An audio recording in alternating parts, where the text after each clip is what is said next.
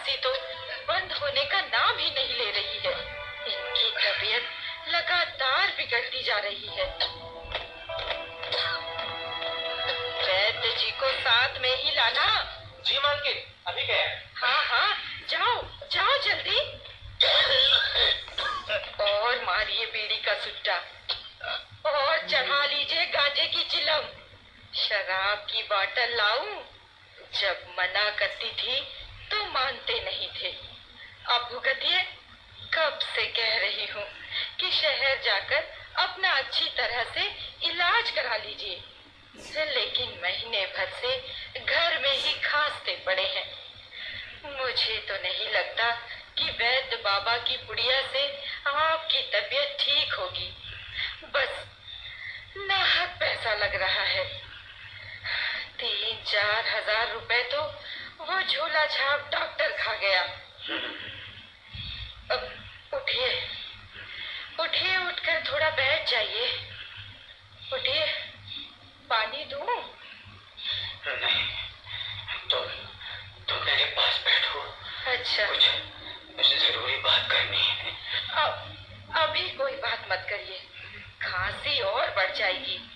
चुपचाप लेटे रहिए, वैद्य जी आते ही होंगे। कुछ फायदा नहीं होगा शोभा, अब कुछ फायदा नहीं होगा। क्यों बुला भेजा वैद्य जी को? अब तो अपना आखिरी वक्त आ गया है। ऐसा मत कहिए, ऐसा मत कहिए। भगवान भोलेनाथ का नाम लीजिए, वे कष्ट जरूर दूर करेंगे। बड़े दयालु हैं। दयालु तो है भोले शंकर, लेकिन मैंने कौन सा नेक कर्म किया है शोभा, क्यों मुझ पर दया करेंगे? कभी एक लोटा जल भी तो नहीं चढ़ाया उन्हें। जमींदार पिता का पैसा नशे में उड़ाया। 10 साल की उम्र से बीड़ी, सिगरेट, गांजा, भांग का सेवन।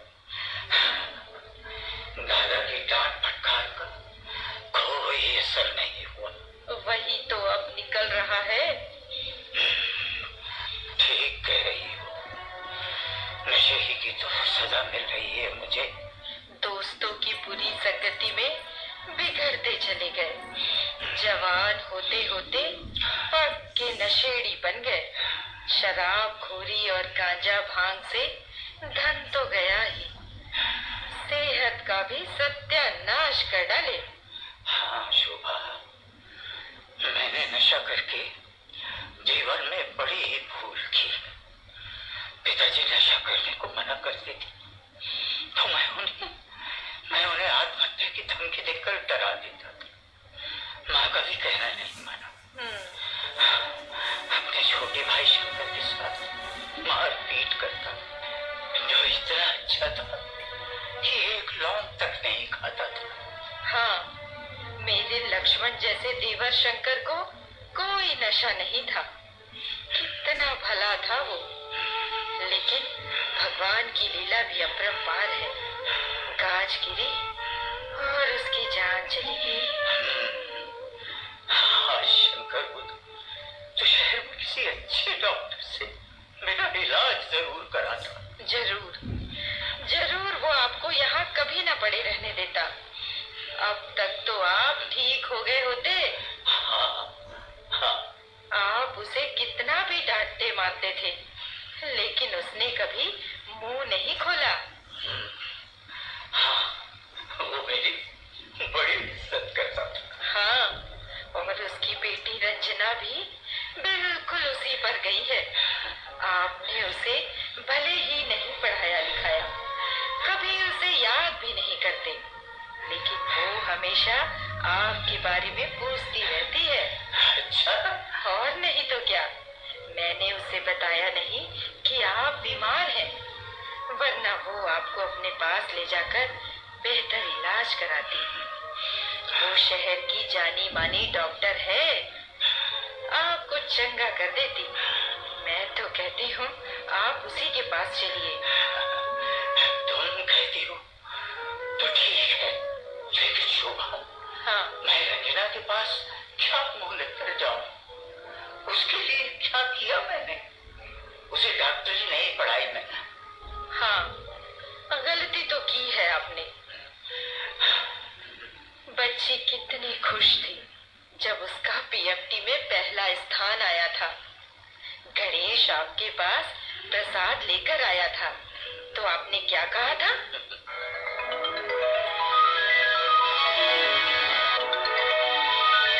खुशखबरी, खुशखबरी, रंजना बहन पीएमटी में पास हो गई।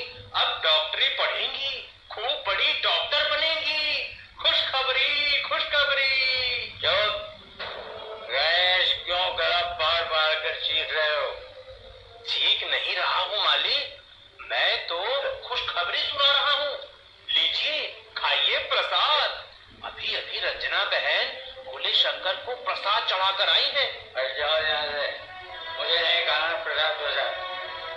चले जाओ गणेश, उनकी अभी रात की शराब नहीं उतरी है, नशे में है।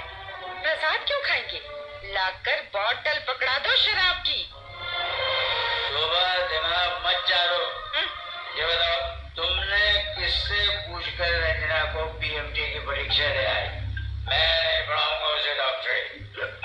मैं तो उसकी शादी करने वाला हूँ। शादी नहीं करेगी वो शादी। चीखिए मत। रंजना पढ़ेगी और डॉक्टर बनेगी। मैंने उसे परीक्षा दिलाई है और मैं ही उसे पढ़ाऊंगी। मैं देखता हूँ कि तुम कैसे उसे पढ़ाती हो। मैं नहीं दूंगा बूटी कौड़ी, समझ गए तुम?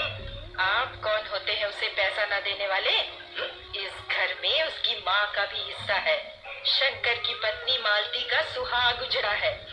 हिस्सा कहीं नहीं गया उसका। वो अपने हिस्से की जमीन बेचकर अपनी बेटी को पढ़ा लिखा लेगी। मैं जमीन को हाथ नहीं लगाने दूंगा। पूरी प्रॉपर्टी मेरी है। कैसे निकाल दूंगा मालती को अगर उसने जमीन बेचने की बात कही तो। इस घर में उसका कोई हिस्सा नहीं। वो एक विधवा है, विधवा की तरह रहना चाहे तो रहे, वरना निकल जाए, जाए जहाँ रहना हो। अच्छा, तो आपने इतनी दूर तक सोच रखा है? और नहीं तो क्या, इस घर में सिर्फ मेरी चलेगी। तो कान खोलकर सुन लीजिए, आपकी ये गंदी सोच कभी पूरी नहीं होगी। मालती एक विधवा की तरह नहीं, सम्मान से इस घर में रहेगी और उसकी बेटी शहर में जाकर पढ़ेगी। क्या हुआ बड़ी माँ? बड़े बाबूजी ने प्रसाद खाया? प्रसाद? उन्हें प्रसाद नहीं, शराब दो, शराब। रंजना बिटिया, प्रसाद खाएंगे तो नरक में नहीं चले जाएंगे। ऐसा मत कहिए बड़ी माँ, बाबूजी को मैं प्रसाद खिला कर आती हूँ। मुझसे दूर ही रहना, मुझे नहीं खाना प्रसाद। क्यों बाबूजी, आप मेरी सफलता से खुश नहीं है क्या? मेरा तो पीएमटी में पहला स्थान है। आप मुझे आशीर्वाद नहीं देंगे? मैं तो कन्यादान करके तुम्हें आशीर्वाद देने की तैयारी में हूँ। लड़का भी देख लिया है, ठेकेदारी करता है। मेरे दोस्त मोहनलाल का बेटा है, मुकेश। बाबूजी, ये आप क्या कह रहे हैं? पहली बात तो मैं अभी शादी करूंगी ही नहीं, लेकिन जब करूंगी तो मुकेश से कतई नहीं। वो शराबी है, जुआरी है, और भी कई अवगुण है उसमें। एक तो नहीं गुणवान हो, बाकी सब तो बुरी है। तुमने 4 अक्षर क्या पढ़ लिया? बड़ों का सम्मान भूल गई, खुद फैसले लेने लगी। ये बात नहीं है बाबूजी, मैं आपका पूरा सम्मान करती हूँ, लेकिन ये मेरी जिंदगी का सवाल है। मैं कुमारगी से विवाह करके अपनी जिंदगी तबाह नहीं करूंगी। मुझे पढ़ने दीजिए बाबूजी, मैं डॉक्टर बनकर 3 दुखियों की सेवा करना चाहती हूँ। 3 दुखियों की सेवा? करो करो मनमानी, लेकिन कान खोल के सुन लो। पढ़ाई के लिए मैं बूटी कौड़ी नहीं देने वाला। क्यों बाबूजी, क्या मैं आपकी बेटी नहीं हूँ? जाओ नजर के सामने से। रंजना, उनके मुंह न लगो, वे होश में नहीं है। चलो अंदर, मैं पढ़ाऊंगी तुम्हें। तुम चिंता क्यों करती हो बिटिया? चलो। गणेश,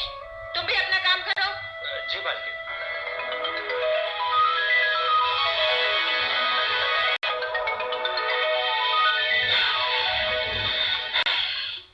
शोभा, हाँ। वाकई मैंने भूल की। मैं अपनी जिद पर अड़ा रहा और रंजना को नहीं पढ़ाया। उसे और उसकी माँ घर से निकाल दी। तुमने विरोध किया तो मैंने तुम्हारे साथ मारपीट की। तुम्हें रंजना की मदद नहीं करनी थी। भला हो शंकर की ससुराल वालों का कि उन्होंने रंजना को पढ़ा लिखा कर डॉक्टर बना दिया।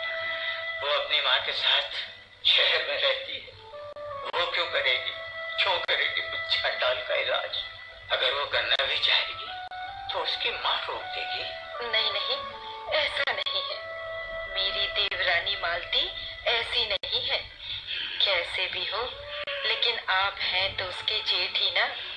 हाँ, सम्मान तो करती। हाँ। मैं शराब पीकर उसे गालियां बकता था, लेकिन उसने कभी मुंह नहीं खोला। आंसू बहाकर रह जाती थी। लक्ष्मी है लक्ष्मी। मैंने उसे घर से निकालकर घोर पाप किया है शोभा। मुझसे ऐसा अपराध हुआ है जिसे मालती क्या भगवान भी माफ नहीं कर सकते। उसी की तो सजा भोग रहा हूँ। ऐसा करो शोभा, हाँ। कि मालती और रंजना को घर बुला लो। मुझे कहीं भी कुछ हो सकता है। मैं उन माँ बेटी को देख लूं, उनसे माफी मांग लूं।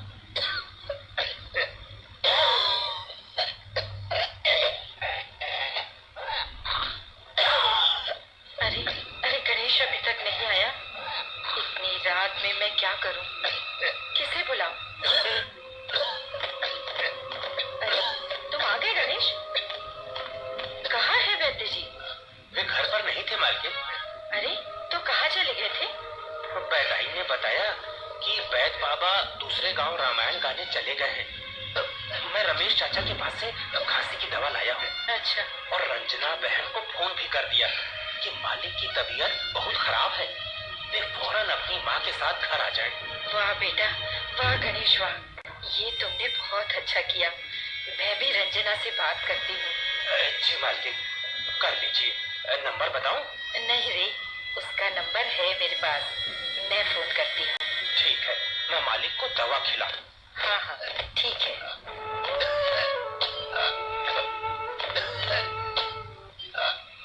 उठिए मालिक, दवा खा लीजिए। उठा नहीं जा रहा है गणेश। खांसते खांसते थक गया मैं। रुकिए रुकिए, मैं आपको उठाकर बैठा देता हूँ।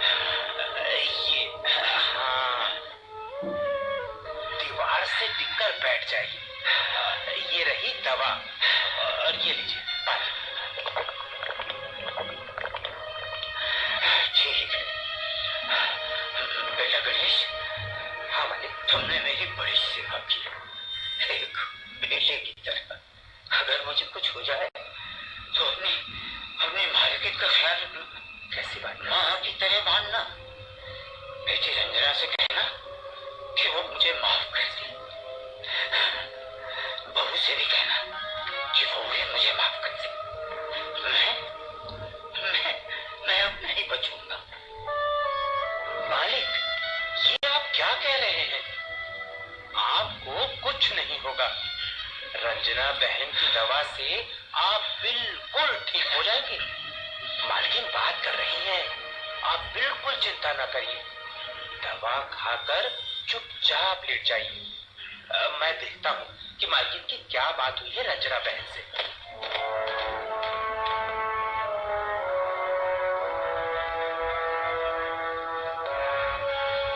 बड़ी माँ, आप घबराइए नहीं। गणेश का फोन आया था। मैंने कस्बे के डॉक्टर विवेक को फोन कर दिया है। वे रवाना भी हो चुके हैं गांव के लिए। वे घर में ही बाबूजी को देख लेंगे। बाबूजी ठीक हो जाएंगे। देखो कि क्या होता है बिटिया। मेरा तो जी बहुत घबरा रहा है। रंजना, तुम भी अपनी माँ के साथ आ जाती तो ठीक होता। तुम्हारे बाबूजी तुम दोनों को देखने की इच्छा जता रहे हैं। कह रहे हैं कि की आखिरी बार देख लूं। ऐसा मत कहिए बड़ी माँ, बाबूजी को कुछ नहीं होगा, वे ठीक हो जाएंगे। मैं और माँ बस निकलने ही वाले हैं, सुबह तक घर पहुँच जाएंगे। अच्छा फोन रखती हूँ। हाँ हाँ हाँ, अच्छा ठीक है बिटिया।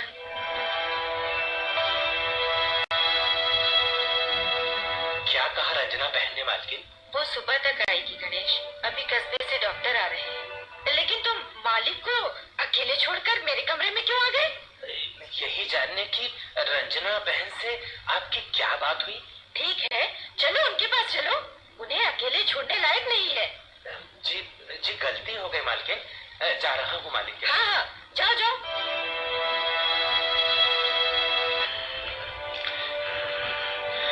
शोभा, शोभा। हाँ, अब मेरा आखिरी समय आ गया। ऐसा मत कहिए। अब मैं नहीं बचूंगा। लगता है आखिरी बार बहू मानती और बिटिया रंजना को देख नहीं पाऊंगा। चिंता न करिए, रंजना ने कस्बे से डॉक्टर भेज दिया है, वे आ रहे हैं आपका इलाज करने। सुबह तक रंजना भी आ जाएगी अपनी माँ के साथ। हाँ, आप घबराइए नहीं, थोड़ा थोड़ा सोने की कोशिश करिए। हाँ, और तुम गणेश बाहर ही रहना, ताकि डॉक्टर भटकने ना पाए। ठीक है मालकिन, मैं बाहर बैठता हूँ। हाँ हाँ, जाओ। भोलानाथ जी का घर यही है? जी हाँ। आप डॉक्टर साहब हैं? रंजना बहन ने भेजा है आपको। हाँ भाई, तुम कौन? मैं गणेश, मालिक का नौकर। आइए, अंदर आइए, हम लोग आपका ही इंतजार कर रहे थे। मालिक की तबीयत बहुत खराब है। ठीक हो जाएंगे। वैसे कब से बीमार है भोलानाथ जी? 1 महीना हो गया। बुखार और खांसी से वो पस्त हो गए हैं। उन्हें अस्पताल क्यों नहीं ले गए? वे गए ही नहीं, यहीं गांव में झोला छाप डॉक्टर और वैद्य बाबा से इलाज कराते रहे। तभी उनकी हालत इतनी बिगड़ गई है। जी हाँ, मैं तो कह रहा था कि शहर में दवा कराइए, लेकिन माने नहीं मालिक। आइए, इधर है मालिक का कमरा। हाँ, इधर से। मालकिन। हाँ, डॉक्टर साहब आ गए। अच्छा अच्छा अच्छा, आइए आइए डॉक्टर साहब। नमस्ते माँ जी। खुश रहिए खुश रहिए। घर खोजने में परेशानी तो नहीं हुई? नहीं नहीं, कोई खास नहीं। रंजना जी ने सब कुछ समझा दिया था। अच्छा अच्छा, तो ये है बाबूजी। नमस्ते बाबूजी। खुश रहो। कौन? ये डॉक्टर साहब है, रंजना बिटिया ने भेजा है इन्हें आपका इलाज करने के लिए। रंजना ने भेजा है? हाँ। रोइए नहीं बाबूजी, अब आप चिंता न कीजिए, आप बिल्कुल ठीक हो जाएंगे। मैं आ गया ना आपका बेटा।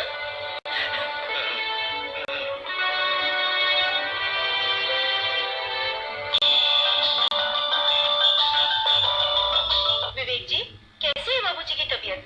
एडमिट करने लायक है। खांसी और बुखार के कारण काफी कमजोर हो गए हैं। मैंने खांसी और बुखार की दवा दे दी है। अब कहिए तो बाबूजी को अपने साथ अस्पताल लेता जाऊं? हाँ, ये ठीक रहेगा। मैं भी बस माँ के साथ निकलने ही वाली हूँ। एक सीरियस मरीज आ गया था, इसलिए देर हो गई। ठीक है, आइए, चिंता मत कीजिएगा, मैं सब संभाल लूंगा। ठीक है, बड़ी माँ को फोन दीजिए। जी, लीजिए माँ जी, रंजना जी से बात कीजिए। हाँ हाँ, दीजिए। हाँ हाँ, हेलो। हाँ, बोलो बोलो रंजना बिटिया। बड़ी माँ, बाबूजी को आप अस्पताल लेकर चलिए, मैं वहीं मिलूंगी। हाँ हाँ, ठीक है बिटिया, ठीक है।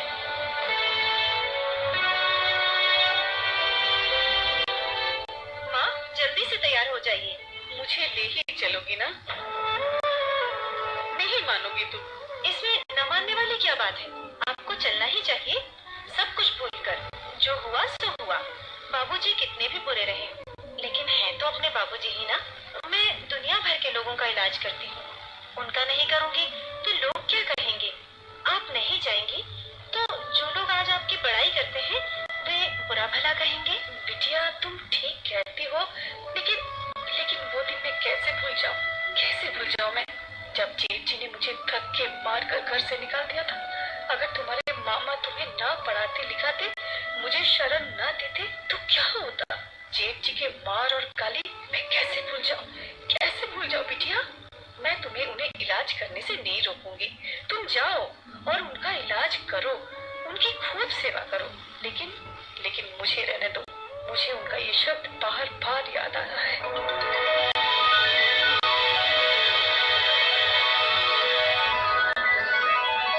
क्या जमीन बेचेगी? खेत बेचकर बच्ची को पढ़ाएगी? इस घर में तेरा कुछ है, सब कुछ मेरा है, मेरा। निकल जा घर से। आप सब कुछ ले रहे हैं बड़े भैया, बस मेरी बिटिया को पढ़ा दीजिए। मैं आपके पैर पड़ती हूँ। नहीं, हरगिज नहीं। निकल जा अपनी बेटी को लेकर और कभी यहाँ नहीं आना। ऐसा मत करिए बड़े भैया, ऐसा मत करिए।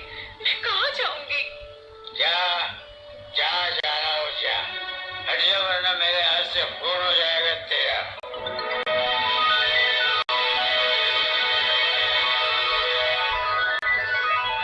जेठ जी ने जेठानी की थी, एक नहीं सुनी थी। उन्होंने शोभा दीदी को भी खूब पीटा था। वे बेचारी मेरे कारण मार खा गई थी। पीट कर बिछा दिया था जेठ जी ने उन्हें। वे क्या करती, मजबूर थी। लेकिन उनसे जितना बना चोरी छिपे मेरी मदद करती रही। माँ, बाबूजी के लिए ना सही, बड़ी माँ के लिए तो चलिए। चलो बिटिया चलो, शोभा दीदी के सुहाग का सवाल है। जल्दी चलो, कहीं देर ना हो जाए। उनका कोई कसूर नहीं था। चलो चलो बिटिया, चलिए।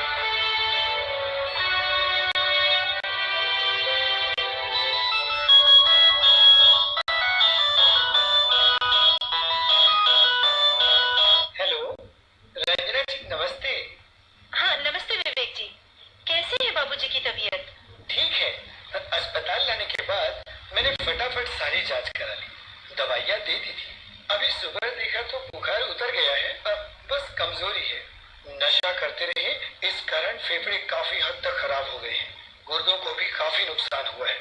महंगा इलाज कराना होगा, लेकिन फिलहाल चिंता की कोई बात नहीं है।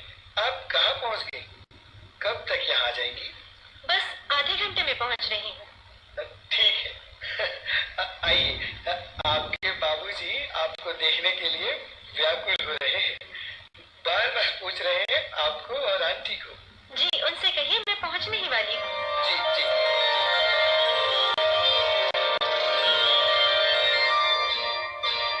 आंखें खोलिए बाबूजी, देखिए मैं आ गई, आपकी रंजना। कौन? रंजना? मेरी बेटिया? तू आ गई मेरी बेटिया? हाँ बाबूजी, मैं आ गई। अब आपको कुछ नहीं होगा। रंजना, मेरी बेटिया, मेरी रंजुआ, तू आ गई तू। मैं तुम्हारा इंतजार कर रहा था बिटिया। मुझे माफ करना।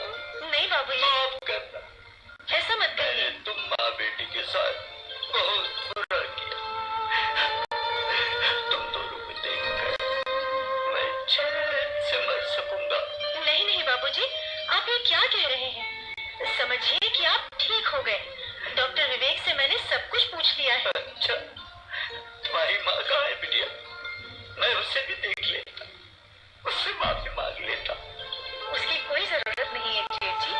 माफी तो मुझे माननी चाहिए कि आप बीमार थे और मैंने आपकी खोज खबर नहीं ली। लेकिन अब आप चिंता ना कीजिए, मैं आ गई हूँ। आपको कुछ नहीं होने दूंगी, आपकी खूब सेवा करूंगी। आप ठीक हो जाएंगे जेठ जी। हाँ ठीक हो जाएंगे और खूब उछलेंगे। क्यों मालिक?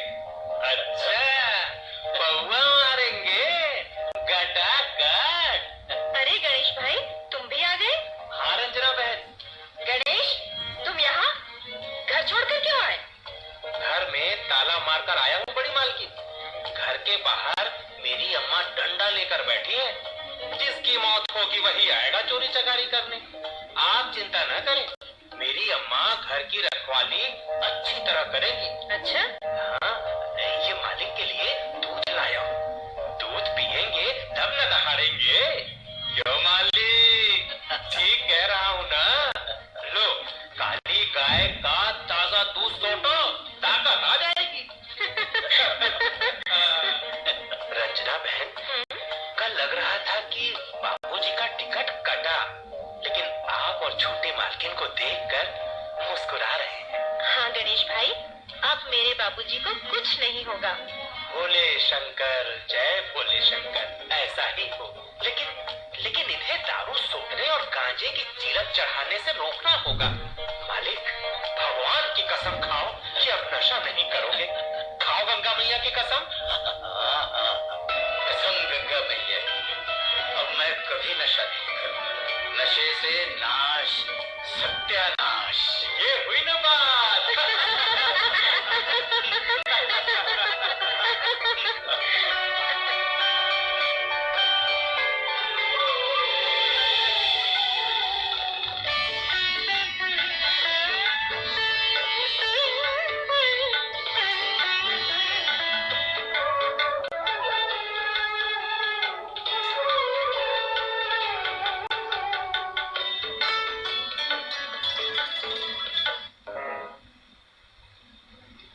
पश्चाताप, ये नाटक अभी आप सुन रहे थे। लेखक थे श्री राजकुमार द्विवेदी, निर्देशक थे समीर शुक्ल। भाग लेने वाले कलाकार थे श्री IH जावेद, श्री राजकुमार व्यास, संजय पांडे,